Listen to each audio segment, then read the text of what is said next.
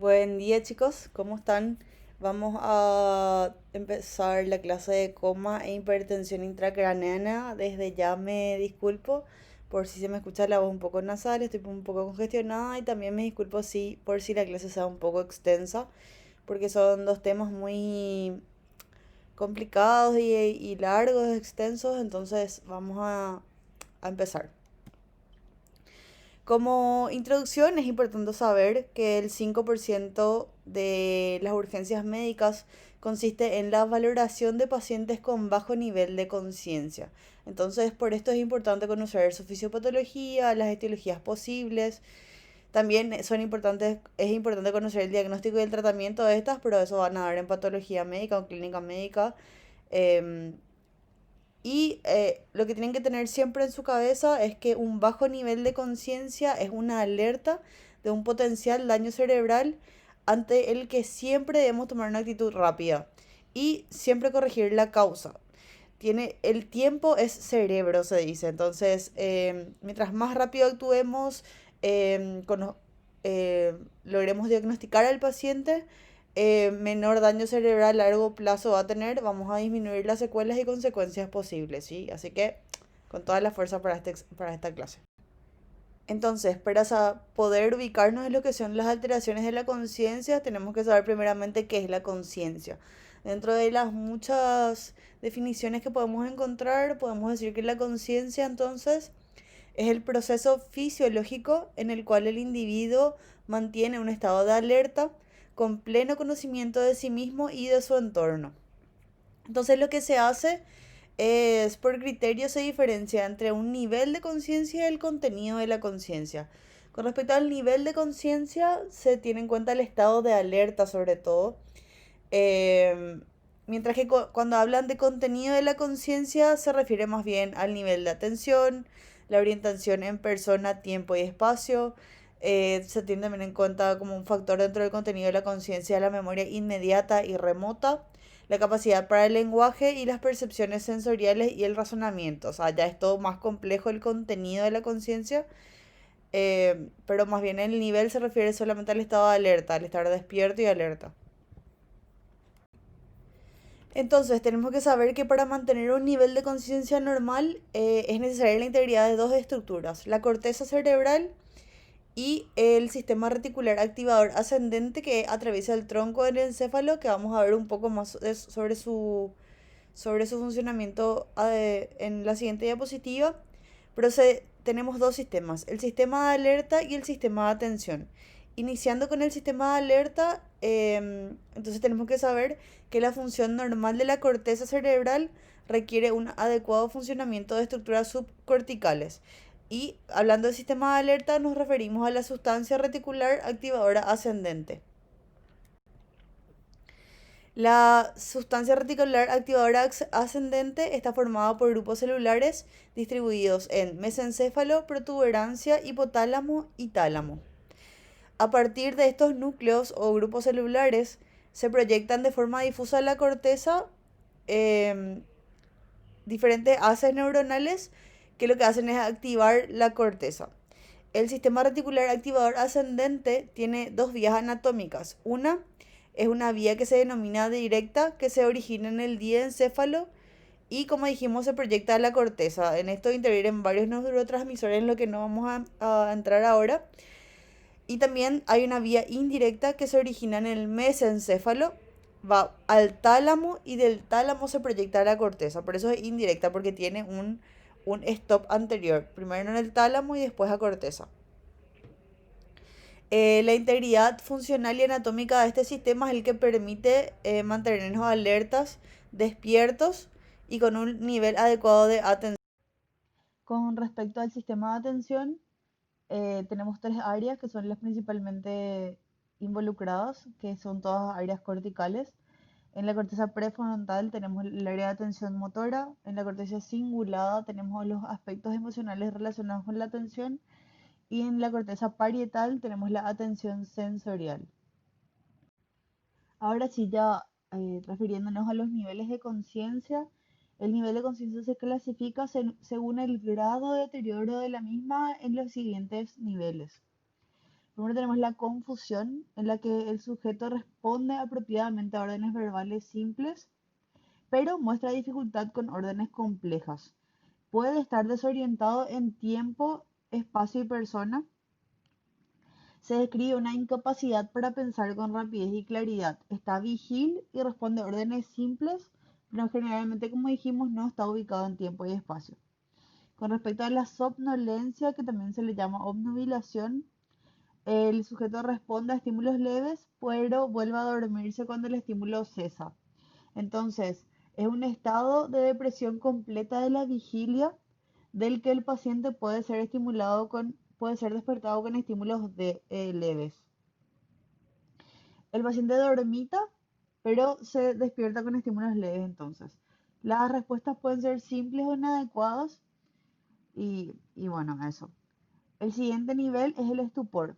El paciente se despierta solo con estímulos verbales o dolorosos repetidos y fuertes.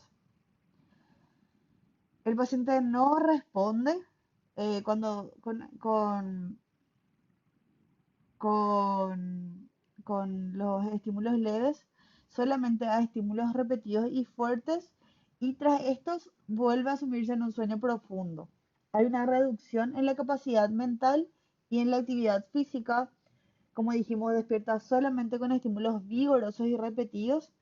La respuesta a veces suele ser inadecuada y es un estado de depresión completa de la vigilia, ¿sí? Los estímulos que solemos hacer son generalmente del tipo doloroso, pero últimamente ya no se utilizan los que dejan marcas físicas. Entonces lo que se hace es estimular con superficies romas, ¿sí? Estas superficies romas, por ejemplo, se realiza con ellas compresión de la raíz ungueal.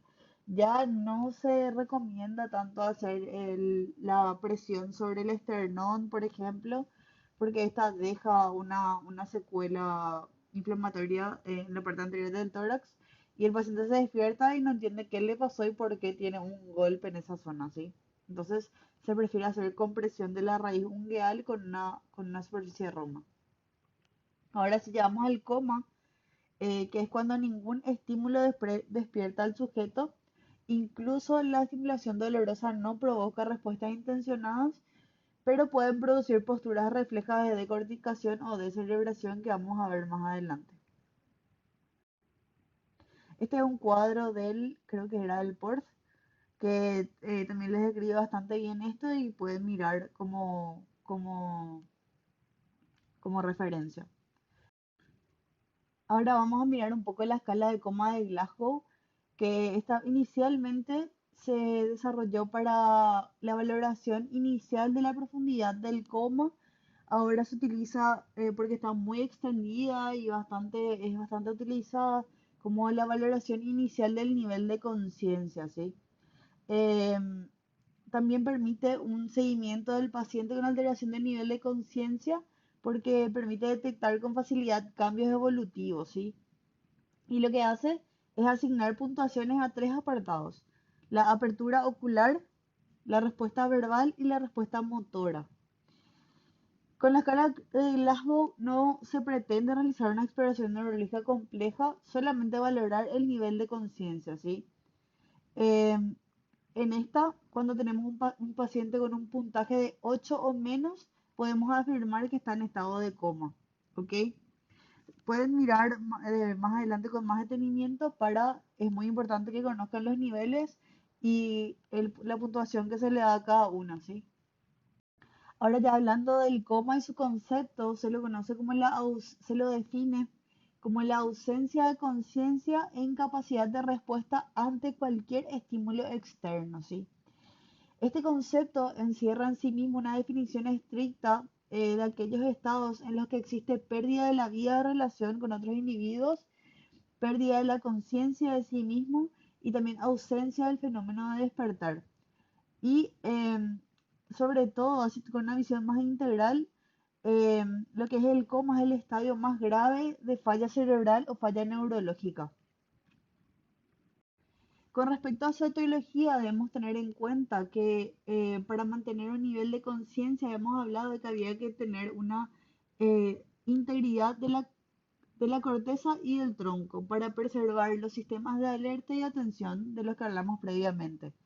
Entonces, por lo tanto, tenemos que tener en claro que las causas de coma pueden clasificarse en lesión física extensa de los hemisferios cerebrales que contienen la corteza cerebral, lesión física local o generalizada del tronco del encéfalo y también situaciones en las que ocurra supresión de la funcionalidad neuronal. Estas lesiones físicas del sistema nervioso suelen ocurrir por isquemia, traumatismo, compresión, mientras que las lesiones que afecten la correcta funcionalidad neuronal son las que lo deprivan del aporte de oxígeno y glucosa, así como una inadecuada homeostasis del medio interno que afecta la integridad de las membranas y la transmisión del impulso nervioso, ¿sí? Esta, Esto nos lleva a desarrollar un amplio número de patologías y alteraciones fisiopatológicas que pueden determinar alteraciones variadas del estado de conciencia. Muchas veces lo que ocurre es que no es posible entender estos mecanismos, o sea, los mecanismos por los cuales dichas circunstancias generan de manera directa o indirecta los trastornos de conciencia. Em, Podemos clasificarlos de diferentes formas, pero acá en este cuadro que me pareció bastante interesante, nos hablan de, por un lado, injurias cerebrales primarias y por otro lado, injurias sistémicas. Dentro de las injurias cerebrales primarias, hablamos de las lesiones hemisféricas bilaterales o difusas, las hemisféricas unilaterales o focalizadas y lesiones del tronco del encéfalo. Dentro de las sistémicas podemos dividirlas en tóxicas, metabólicas y endocrinas. Con respecto a las injurias cerebrales hemisféricas difusas, podemos encontrar muy frecuentemente el trauma encefalocraneano, la isquemia encefálica, las hemorragias, dentro de las cuales podemos encontrar la supraracnoidea parenquimatosa e intraventricular, también la trombosis venosa cerebral, la meningoencefalitis, el estatus epiléptico, entre muchas otras. Dentro de las lesiones hemisféricas unilaterales o focalizadas, lo que nos lleva generalmente a un estado de coma es la que cursan con desplazamiento de las estructuras de la línea media. Esto también puede ocurrir en el contexto de un trauma encefalocraneano, de un infarto cerebral extenso, de los abscesos cerebrales, los tumores cerebrales. Con respecto a las lesiones del tronco, estas suelen ser más focalizadas, suelen ocurrir por hemorragias, infartos o traumas. También en el contexto de la mielinosis central prontina, que ustedes si recuerdan, tenía que ver con el, con el tratamiento muy brusco de una hiponatremia. También tenemos compresiones por desplazamiento cerebral en el contexto de un infarto, hematoma o tumor. Hablando ya de las injurias sistémicas, dentro de las tóxicas tenemos un amplio rango de sobredosis de fármacos, sobre todo los más frecuentes son los de relacionados con opioides, benzodiazepinas, también barbitúricos, neurolépticos, abuso de drogas y también exposición a tóxicos como el monóxido de carbono y los metales pesados. Dentro de las metabólicas podemos describir la sepsis, las encefalopatías de diferentes etiologías, cuadros de hipotermia, hipoglicemia, hiperglicemia, como habíamos hablado en el paciente diabético. También hiponatremia, hipernatremia, la falla hepática que vamos a hablar más adelante, la insuficiencia renal que nos ocasiona un cuadro de uremia, la encefalopatía de Wernicke que es muy frecuente en pacientes alcohólicos. También tenemos causas endocrinas como el panhipopituitarismo, la insuficiencia adrenal, el hipo e hipertiroidismo. Son todos estos cuadros que pueden llevarnos a alteraciones del nivel de conciencia que pueden llegar a desarrollar un estado de coma, ¿ok? Entonces, siguiendo hablando todavía más de esta teología, tenemos el coma relacionado con alteraciones en el intercambio gaseoso que ocurre cuando tenemos cuadros de hipoxia, isquemia por trombosis o hemorragia. También en el contexto de alteraciones vasculares como la hipertensión y el shock, también la encefalopatía hipertensiva. Pueden ocurrir alteraciones intrínsecas del sistema nervioso como cuadros desmelinizantes o otras enfermedades degenerativas, así como el estatus epiléptico y los estados postictales. También puede ocurrir coma en el contexto de infecciones como la encefalitis, meningitis, sepsis. También dentro de las alteraciones hidroelectrolíticas podemos tener estado de comas, las acidosis severas, la hiponatremia, la hiperosmolaridad o la hipoosmolaridad, la hipercalcemia o hipocalcemia, hipofosfatemia, hipo o hipermagnesemia. Dentro de las alteraciones metabólicas de las que ya hablamos en el cuadro anterior, tenemos de nuevo la hipoglicemia, la hiperglicemia, el fracaso hepático, fracaso renal, el hipohipertiroidismo, la enfermedad de Addison-Cushing, las porfirias y los déficits vitamínicos. También puede ser secundarias a sustancias químicas exógenas y a agentes físicos. Es solamente otra forma de clasificar las diferentes etiologías. También podemos clasificarlo de acuerdo a si es una lesión física o también coma anatómico, o si es una supresión de la funcionalidad neuronal, que es lo que sería llamarlo coma metabólico. Ok, vamos a seguir hablando de esto. El coma anatómico o estructural es el que ocurre cuando hay destrucción mecánica de áreas cruciales del tronco o la corteza cerebral. Entonces, describiendo los diferentes niveles, puede ocurrir coma anatómico o estructural cuando tenemos destrucción mecánica por afectación difusa extensa de ambos hemisferios cerebrales, y es todavía más influyente cuando el hemisferio afecto es el hemisferio dominante.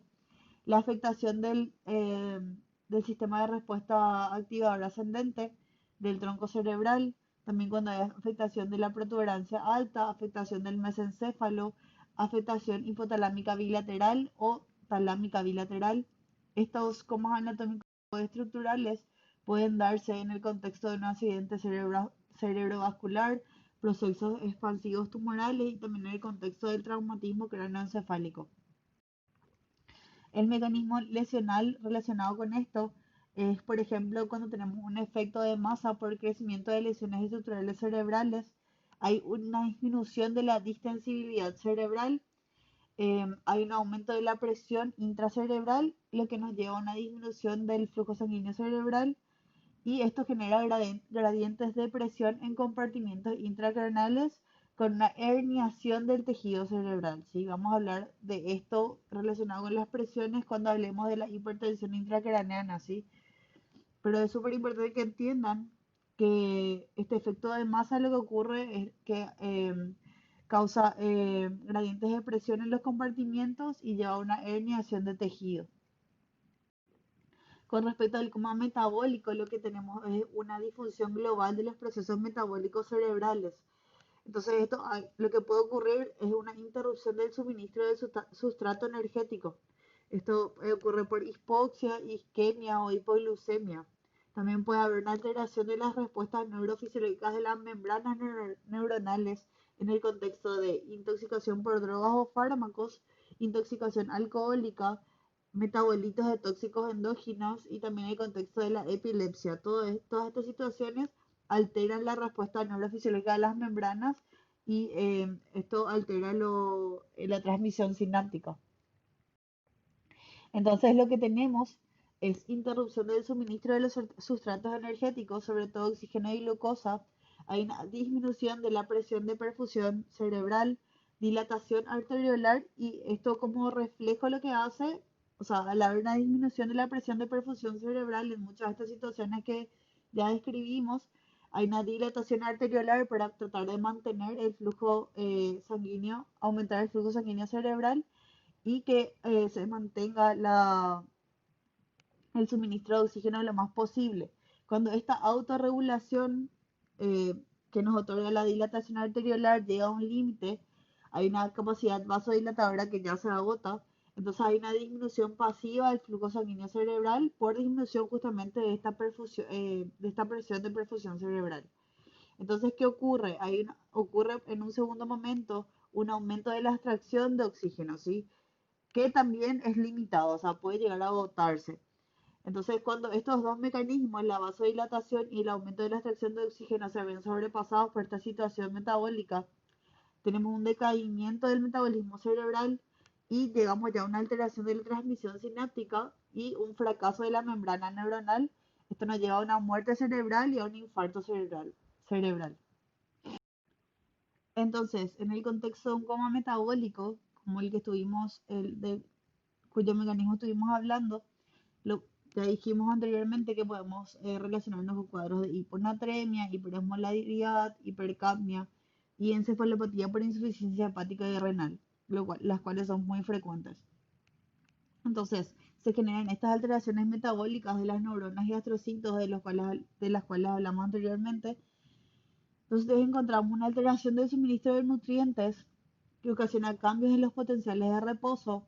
También encontramos anormalidades en los neurotransmisores y cambios morfológicos celulares.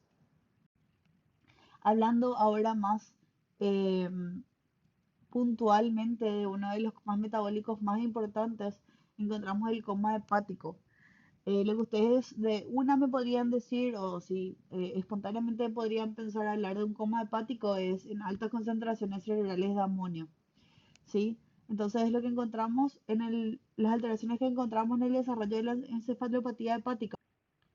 Lo que tenemos que tener en cuenta es que el funcionamiento cerebral normal depende en varios aspectos del funcionamiento normal del hígado. Porque aunque el cerebro se encuentra protegido de muchísimas sustancias neurotóxicas por la barrera hematoencefálica, hay algunas neurotoxinas que pueden penetrar esta barrera después de una lesión al hígado, como por ejemplo lo que sería en un máximo nivel representado por la cirrosis, ¿verdad? Lo que hace esta enfermedad hepática es inducir un incremento de sustancias neurotóxicas. Y las dos más importantes son el amonio y el manganeso. Más adelante vamos a explicar por qué. Pero esto es lo que hacen, a grosso modo, para empezar esta parte, es que inducen el estrés oxidativo al atravesar la barrera hematoencefálica y producen daños en la neurotransmisión, también fracaso en la síntesis de energía y finalmente muerte celular. Como cosas que tienen que saber es que hay una interferencia con el metabolismo energético cerebral, hay alteración de la bomba sodio-potasio ATPasa, también hay un aumento en el número y tamaño de los astrocitos, hay un aumento obviamente de la concentración de metabolitos de amonio, también se encontró que hay anormalidades en los neurotransmisores, que se describe como falsos neurotransmisores, y también hay unión a los receptores GABA benzodiazepínicos, lo que ocasiona una depresión del sistema nervioso central. Entonces se encontró evidencia de neuroagresión, ¿sí? Esta neuroagresión incluye la activación de la microglía, al igual que la síntesis in situ de proteínas proinflamatorias. Las más importantes que se descubrieron hasta ahora, y la estrella, es el factor de necrosis tumoral, la interleucina 1 beta y la interleucina 6. Entonces, lo que ocurre es que estos mecanismos de señalización en la falla hepática incluyen efectos directos de las moléculas proinflamatorias sistémicas, también hay reclutamiento de monocitos después de la activación de la microglía de la que hablamos primeramente, hay acúmulo de amonio, acúmulo de manganeso, de mercaptanos, de algunos tipos de ácidos grasos y también de derivados del triptófano. Todas estas sustancias neurotóxicas lo que ocasionan es un aumento de la permeabilidad de la barrera hematoencefálica y también causan cambios osmóticos que nos llevan a un edema cerebral, ¿sí? Hay cambios osmóticos eh, y trabajan en conjunto para realizar estos cambios las moléculas proinflamatorias y también el amonio, lo cual nos va a llevar finalmente a un edema cerebral. También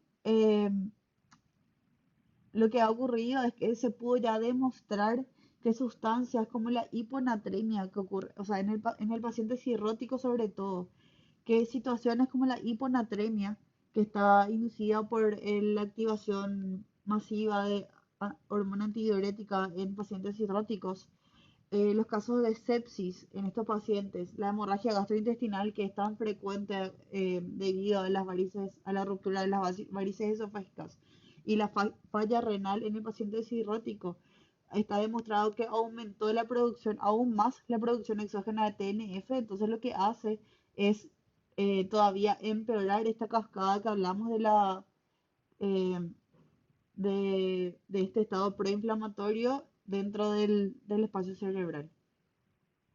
O sea, estas situaciones en el paciente cirrótico se demostró ya que exacerban la presentación de la encefalopatía hepática. Con respecto al manganeso, es un hallazgo muy llamativo y relativamente frecuente, ¿verdad? Que la acumulación de manganeso que ocurre en el paciente cirrótico y sobre todo en el contexto de una encefalopatía hepática. ¿Por qué hay acumulación de manganeso? Sobre todo por la pobre o nula eliminación de este electrolito por la vía biliar. Entonces lo que ocurre es que esta acumulación, estos niveles altos de manganeso, por la disminución de la eliminación, hay disrupción de la barrera hematoencefálica, entonces lo que hace es el manganeso se acumula en los ganglios basales. Y se encontró que es el agente principal de muerte selectiva de células dopaminérgicas cerebrales, acompañado siempre de un estrés oxidativo. Entonces, la muerte selectiva de las células dopaminérgicas cerebrales por acúmulo de manganeso en los ganglios basales es lo que puede explicar la relación encontrada entre la cirrosis y los parkinsonismos. ¿Ok? Se encontró que hay un aumento en la conversión de dopamina. Este aumento en la conversión de dopamina lo que hace es aumentar la concentración de de aminoácidos aromáticos como la fenilalanina y la tirosina en el cerebro. Y estos aminoácidos aromáticos actúan como falsos neurotransmisores. Entonces, este aumento de la conversión de la dopamina es lo que nos estábamos refiriendo cuando primeramente hablamos de la producción de falsos neurotransmisores. Esta diapositiva es nada más para mostrarles la imagen de la izquierda de la pantalla. Nos muestra el mecanismo que tiene el cerebro para metabolizar el amonio, ¿sí?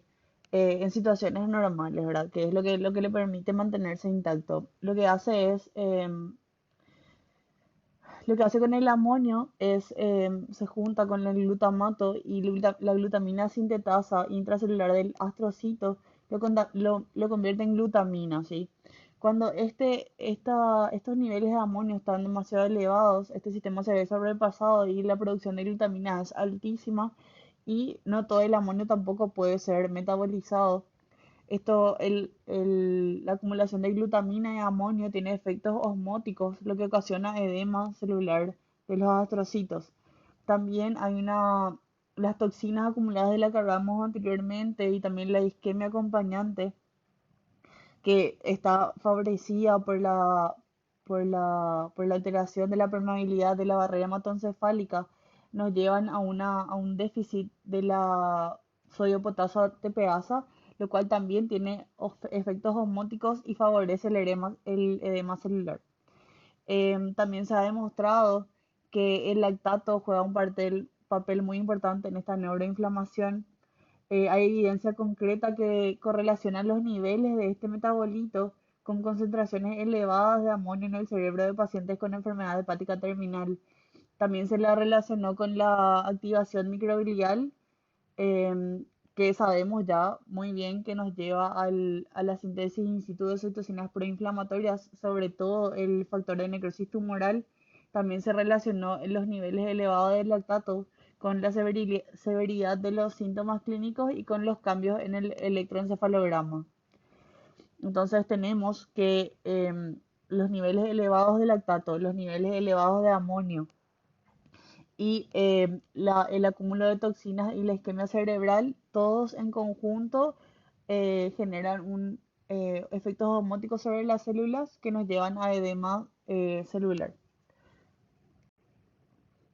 Bueno, entonces esto es para terminar y tener todos los factores unidos en una sola diapositiva, que espero que hayan podido entender cómo trabajan entre sí para llevarnos un edema cerebral finalmente. Entonces tenemos activación de la microglía y reclutamiento de monocitos, síntesis in situ de citocinas proinflamatorias, acumulación de metabolitos como el lactato, manganeso y derivados del triptófano, que nos llevan a una neurotoxicidad, alteraciones del flujo sanguíneo cerebral debido a vasorreactividad cerebral, alteración de la barrera hematoencefálica y situaciones que empeoran este cuadro, como la hiponatremia, las hemorragias gastrointestinales, etcétera, etcétera, en un paciente cirrótico terminal. Bueno, esa fue la explicación más extensa que vamos a tener con respecto a este tema. también otra situación que nos lleva a un coma metabólico es la insuficiencia renal por altas concentraciones cerebrales de urea.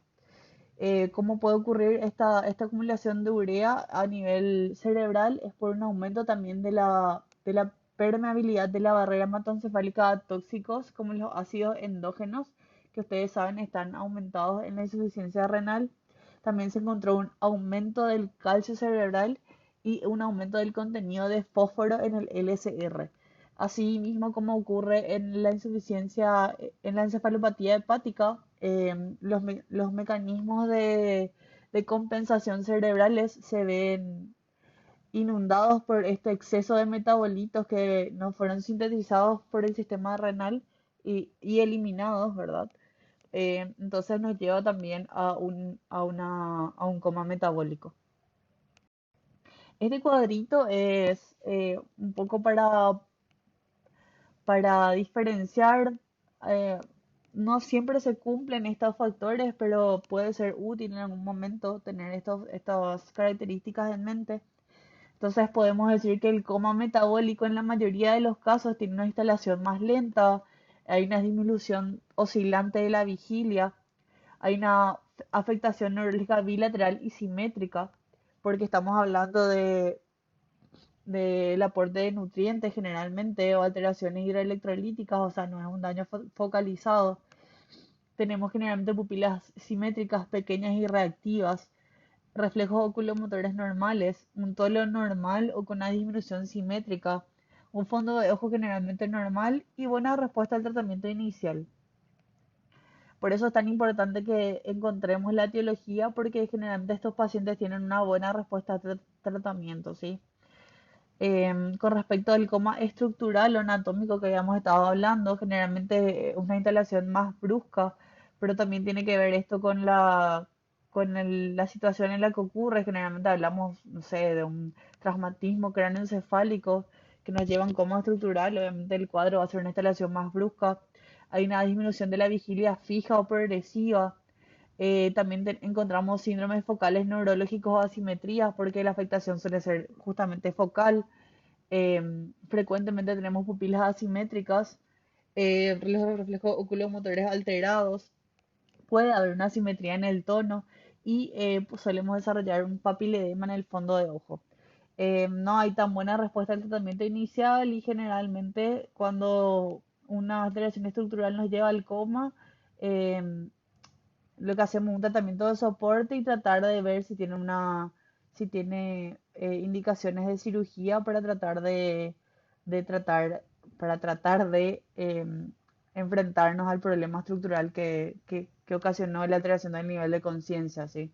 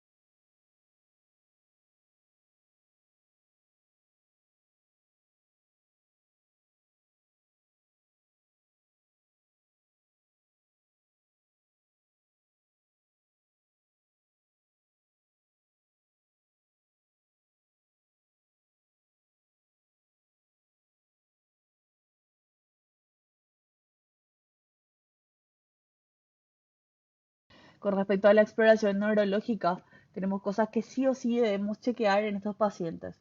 El nivel de conciencia, ya hablamos de lo que es la escala de Glasgow, que si encontramos una puntuación de 8 o menor, podemos decir que nuestro paciente está comatoso. También debemos fijarnos en los patrones respiratorios. El examen pupilar es muy importante, también el de los movimientos oculares, la exploración motora, si es que podemos realizarla, y la postura corporal. Con respecto al examen pupilar, eh, se evalúa sobre todo las pupilas, pero también se evalúan los movimientos extrínsecos y los reflejos oculomotores.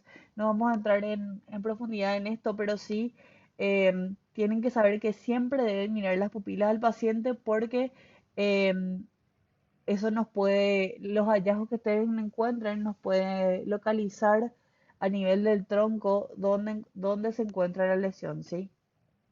También en ciertos cuadros relacionados con la intoxicación por fármacos o drogas tienen ciertas alteraciones pupilares características. Entonces es muy importante que ustedes realicen un examen pupilar eh, y ocular completo, ¿sí? Con respecto a los patrones respiratorios, ahora se encontró que no tienen valor diagnóstico ni pronóstico, pero sí eh, nos ayudan a orientarnos siempre en el diagnóstico, ¿sí?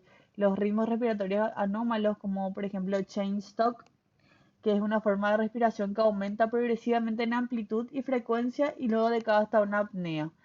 Em, Nos puede indicar un trastorno difuso de los hemisferios cerebrales y en algunos casos también depresión a nivel del tronco del encéfalo, a nivel del diencéfalo o los ganglios basales. Como ven, es así muy poco precisa la localización que nos da, pero es importante que ustedes conozcan que este es un ritmo respiratorio anómalo.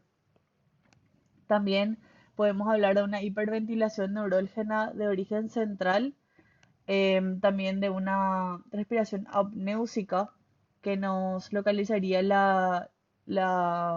el trastorno a nivel de la protuberancia, que es una inspiración larga que finaliza de forma espasmódica, o sea, de forma brusca. Em, También tenemos la respiración atáxica, que es completamente irregular y indica lesión a nivel del centro respiratorio medular. Y es la respiración atáxica nos localiza la lesión en el bulbo y es signo de muerte inminente. Así que nos indica una gravedad extrema en el paciente. Con respecto a la función motora, tenemos dos posturas que son anormales. Una que se llama postura de descerebración o extensión anormal, que indica lesión grave a nivel del tronco del encéfalo. Y tenemos también la flexión anormal o postura de decorticación, que indica lesión en la corteza cerebral, ¿sí? También podemos valorar el tono muscular del paciente, podemos encontrar hipotonía o flacidez, hipertonía o espasticidad. También podemos encontrar respuestas a estímulos dolorosos, como por ejemplo el reflejo de retirada. El reflejo de retirada, si está presente, nos indicaría integridad, por ejemplo, de las vías aferentes y eferentes. Em, la flacidez generalizada podría indicar una afectación del tronco, un coma metabólico profundo. En cambio, una hipertonía generalizada suele indicar un coma metabólico. Podemos explorar también los distintos reflejos ototoninosos y cutáneos.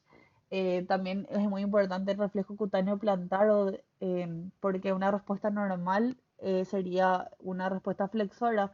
En cambio, una respuesta anormal sería lo que llamamos respuesta extensora o signo de Babinski. Entonces hay varias cosas que podemos evaluar en nuestros pacientes.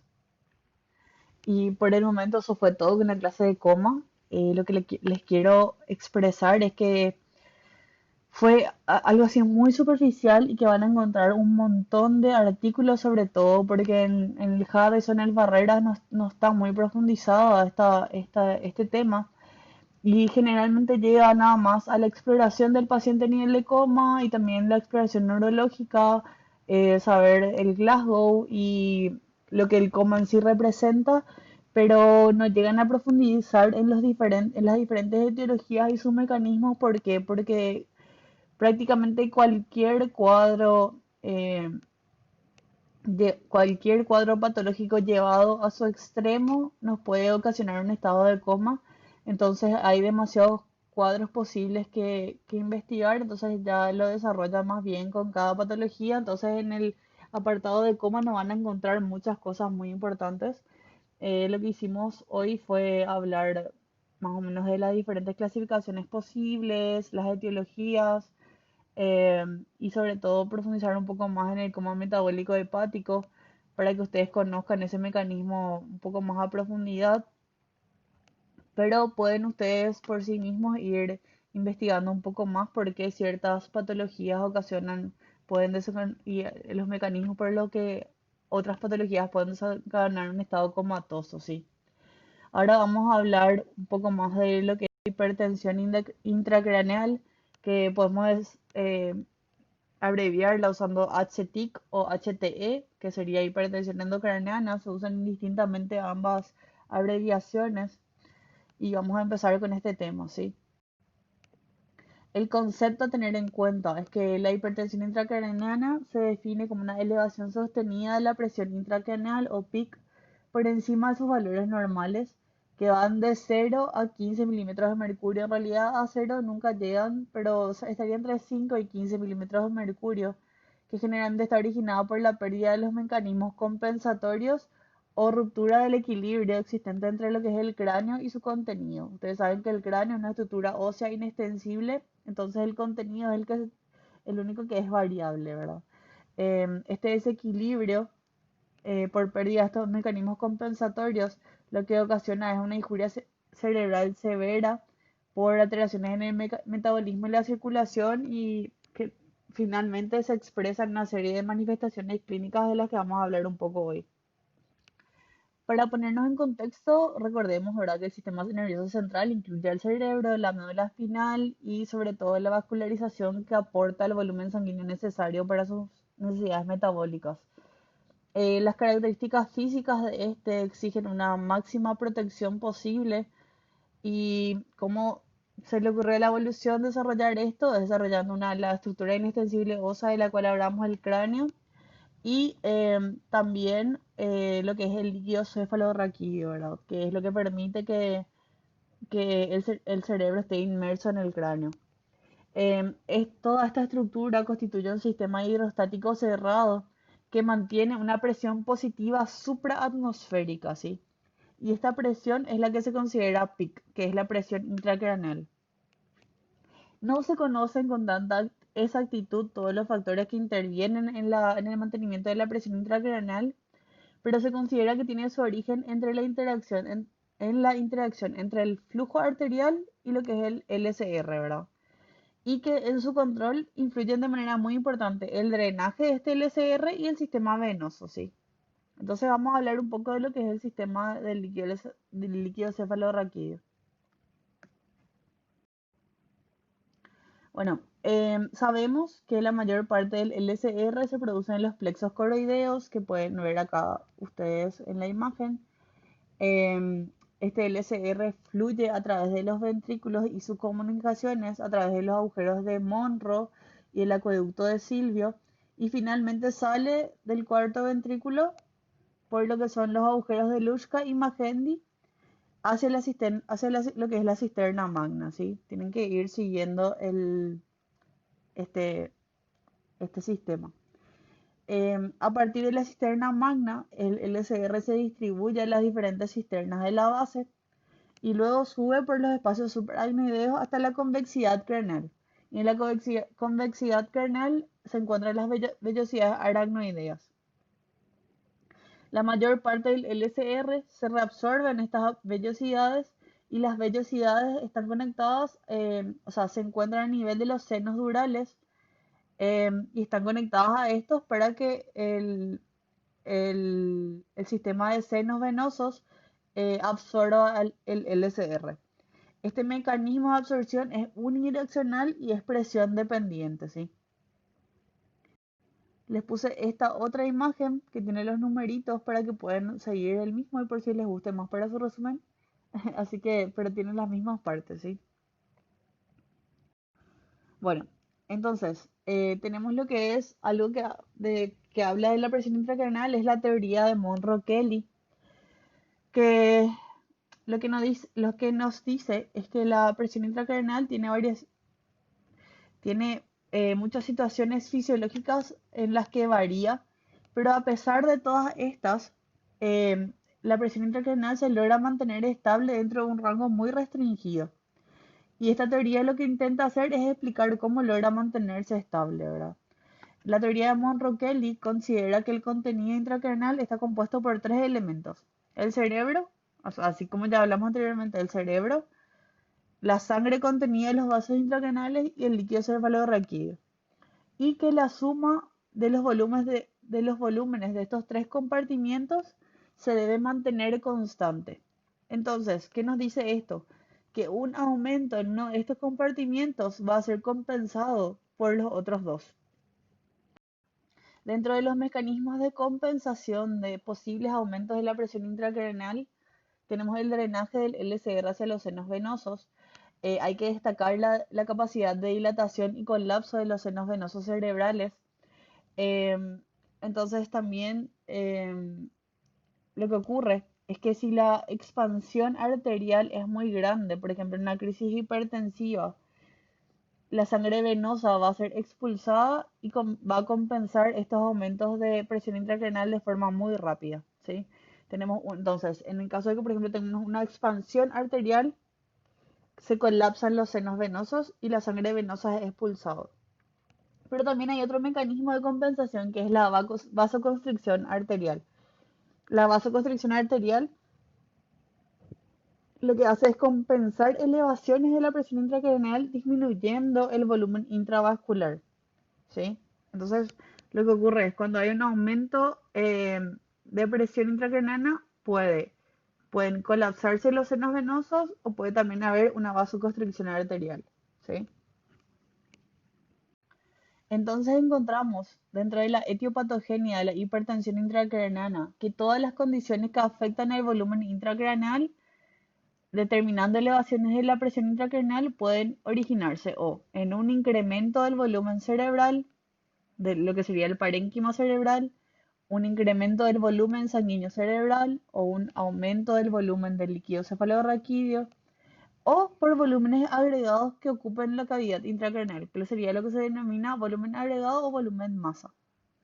Entonces tenemos que que la presión intracraneal o la hipertensión intracraneal estaría determinado por la suma del volumen sanguíneo cerebral, el volumen del parénquima cerebral, el volumen del LCR y el volumen agregado o volumen masa.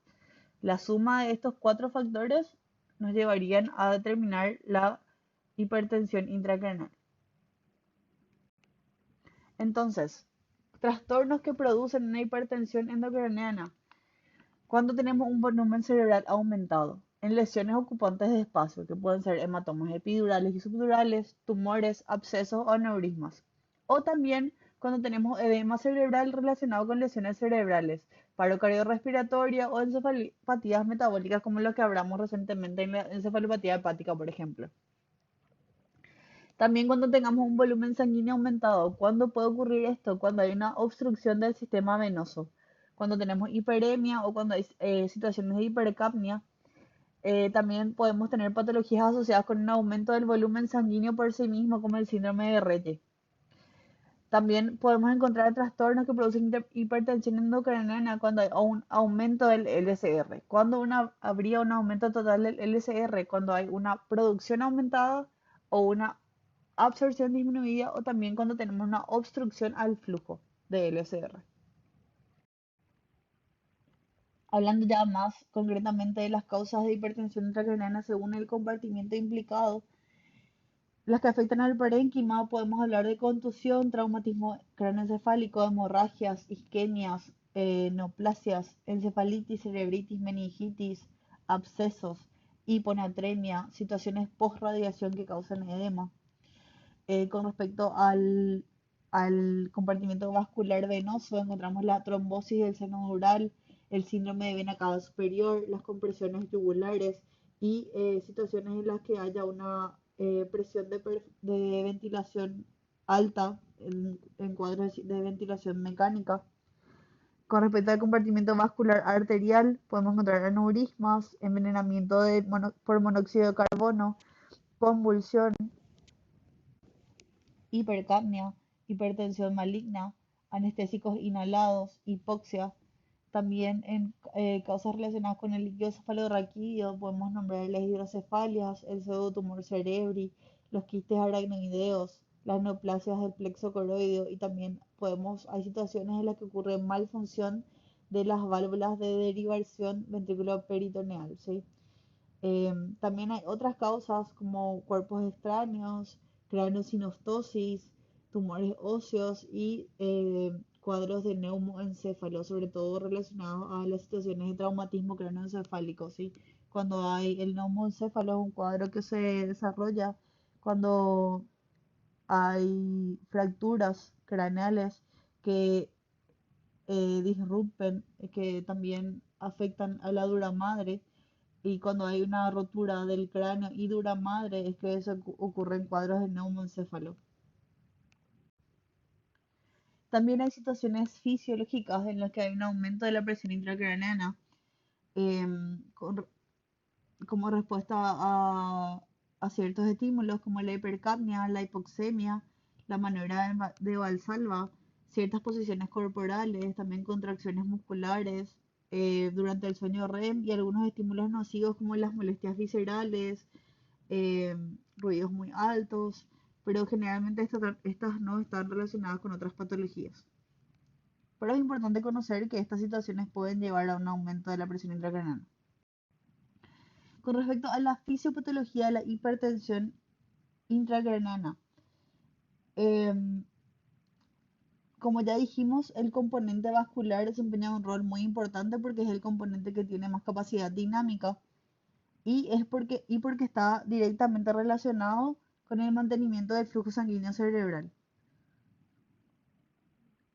Tenemos que la elevación crítica de la presión intracraneana afecta al flujo sanguíneo cerebral, que es el responsable directo del aporte de oxígeno y nutrientes a las células.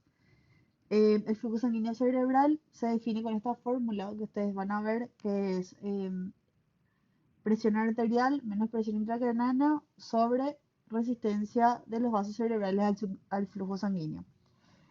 Como les muestra la fórmula, ustedes van a saber que un aumento de la presión intracraneana va a disminuir el numerador y eso va a hacer que el flujo sanguíneo cerebral esté disminuido. Este flujo sanguíneo cerebral es muy difícil de medir y en la práctica habitual lo que se hace es sustituirlo por la presión de perfusión cerebral. Y la presión de perfusión cerebral sale del cálculo de la resta entre la presión arterial media y la presión intracraniana. O sea, la presión intracraniana tiene un efecto directo sobre la presión de perfusión cerebral. Entonces, consecuentemente a lo que explicamos recién, nos lleva a pensar a saber en realidad, que un aumento de la presión intracerebral lo que va a hacer es inducir una disminución de la presión de perfusión cerebral. Esto va a llevar a un colapso del lecho venoso y podría también, en un momento posterior, llevar a un colapso del lecho arterial. La primera respuesta que se desarrolla para mantener constante el flujo sanguíneo cerebral es la disminución de la resistencia vascular cerebral. Como podemos ver en esta fórmula, lo que pasa entonces al disminuir la resistencia vascular cerebral es que se puede evitar el colapso arterial y permitir que el flujo sanguíneo cerebral se mantenga constante. Esto es lo que se conoce como principio de autorregulación del flujo cerebral, ¿sí? Hay un aumento de la presión intracraniana, una disminución de la presión de perfusión cerebral, pero lo que ocurre es que disminuimos la resistencia vascular cerebral para poder mantener el flujo sanguíneo cerebral constante. Entonces, otro factor de gran relevancia en el control del tono vasomotor para disminuir la resistencia vascular cerebral es la presión arterial de dióxido de carbono. Los aumentos de la presión de dióxido de carbono lo que hacen que ocurren, o sea, que puede estar el aumento de la presión de dióxido de carbono ocurre en la hiperventilación. Entonces, los niveles de dióxido de carbono aumentados lo que hacen es producir vasodilatación y aumento del flujo sanguíneo cerebral, ¿sí? Entonces, también en situaciones contrarias, en las que haya disminución de la presión de dióxido de carbono, va a haber vasoconstricción con disminución del flujo sanguíneo cerebral. Este mecanismo del que estamos hablando, que se relaciona con la presión de dióxido de carbono, es la base del empleo de la hiperventilación como una de las medidas de soporte en el tratamiento de la hipertensión intracraniana. Entonces, si ustedes tienen un paciente con un cuadro que sospechan que es de una hipertensión intracraniana, lo que tienen que hacer es que el paciente hiperventile. ¿Por qué? Porque así va a aumentar la presión de dióxido de carbono. Esto va a ocasionar una vasodilatación. Esta vasodilatación lo que hace es disminuir la resistencia vascular cerebral y aumentar el flujo sanguíneo cerebral. ¿Ok? ¿Se entiende esta parte? Espero que se entienda porque es súper clave y nos explica por qué la hiperventilación es una medida en el tratamiento de la hipertensión intracraniana. Tenemos fases de la respuesta a las situaciones de hipertensión intracraniana. Primeramente, una fase de compensación en la que el cerebro y sus componentes son capaces de alterar sus volúmenes, como hablamos recientemente, para permitir la ubicación de un volumen adicional. La presión intracerebral durante esta fase es menor que la presión arterial, con lo que logra mantener una presión de perfusión cerebral adecuada. Habíamos hablado que la presión de perfusión cerebral era igual a la presión arterial media menos la presión intracraniana. Cuando estos mecanismos se ven sobrepasados, tenemos una fase de descompensación.